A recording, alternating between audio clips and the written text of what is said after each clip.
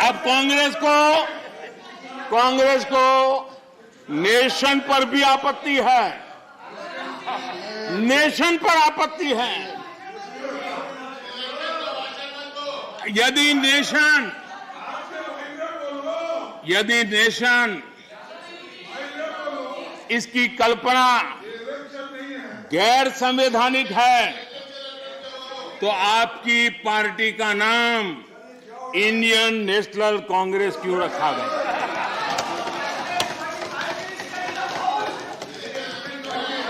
अब आपकी ये नई सोच आई है तो इंडियन नेशनल कांग्रेस नाम बदल दीजिए और आप फेडरेशन ऑफ कांग्रेस कर दीजिए। अपने पूर्वजों की गलती जरा सुधार दीजिए।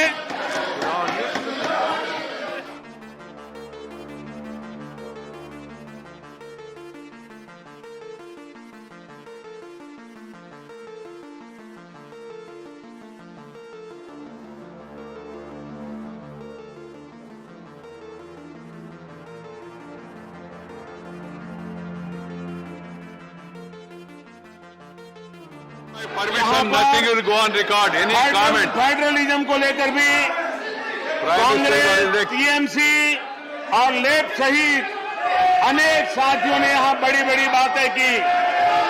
जरूरी भी है क्योंकि ये राज्यों के वरिष्ठ नेताओं का ये सदन है, लेकिन सभी साथियों को आदरणीय सभापति जी, लोकतंत्र में सिर्फ सुनाना ही नहीं होता है, सुनना भी लोकतंत्र का हिस्सा है। लेकिन सालों तक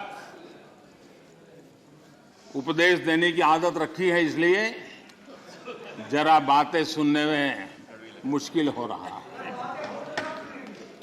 आदरणीय सभापति जी, फेडरलिज्म को लेकर कांग्रेस, टीएमसी और लेफ्ट सहित अनेक साथियों ने यहां कई विचारों को प्रस्तुत किया है और बहुत स्वाभाविक है, और इस सदन में इसकी चर्चा होना और स्वाभाविक है क्योंकि यहां राज्य के वरिष्ठ नेता, उनका मार्गदर्शन इस सदन में हमें मिलता रहता है।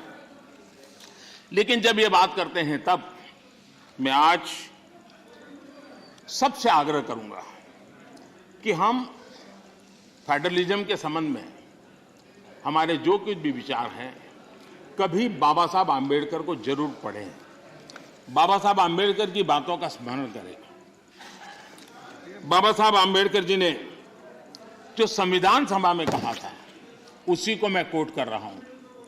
और बाबा साहब आम्बेडकर ने कहा था, ये फेडरेशन एक यूनियन है क्योंकि यह अटूट है। प्रशासनिक सुविधा हेतु देश और लोगों को विभिन्न राज्यों में विभाजित किया जा सकता है। प्रशासन के लिए विभिन्न राज्यों में विभाजित किया जा सकता है, लेकिन देश अभिन्न रूप से एक है। उन्होंने एडमिनिस्ट्रेटिव व्यवस्थाएं और नेशन की कल्पना को स्पष्ट किया है, और ये बाबा साहब आम्बेडकर ने संविधान सभा में कहा है। मैं समझता हूं फेडरलिज्म को समझने के लिए बाबा साहब आम्बेडकर के इतने गहन विचारों से अधिक मैं समझता हूं कि मार्गदर्शन के लिए किसी बात की जरूरत है। लेकिन विशेषता ये है, क्या हुआ है हमारे देश में?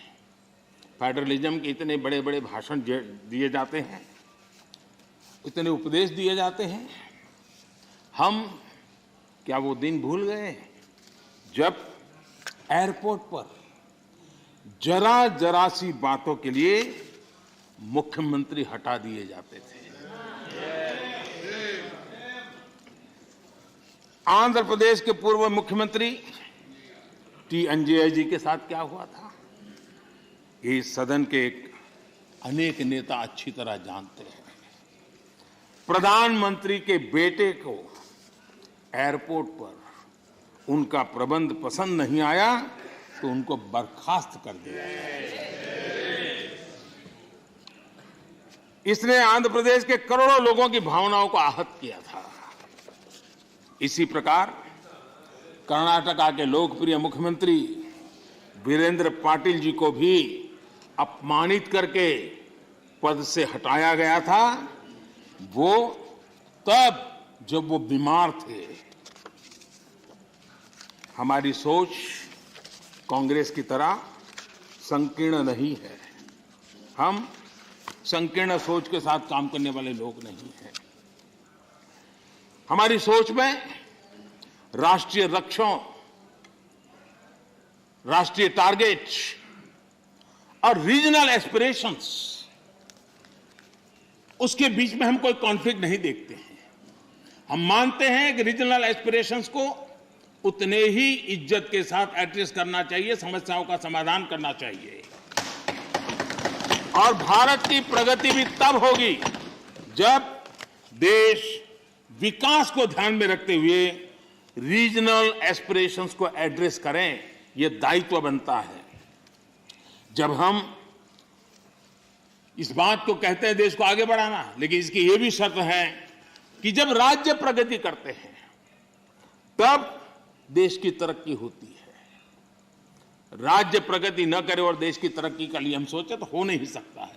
और इसलिए पहली शर्त है राज्य प्रगति करे तब देश की तरक्की होती है। और जब देश की तरक्की होती है, देश समृद्ध होता है, देश के अंदर समृद्धि आती है, तो वो समृद्धि राज्यों में पर्कोलेट होती है और इसके कारण देश समृद्ध बनता है।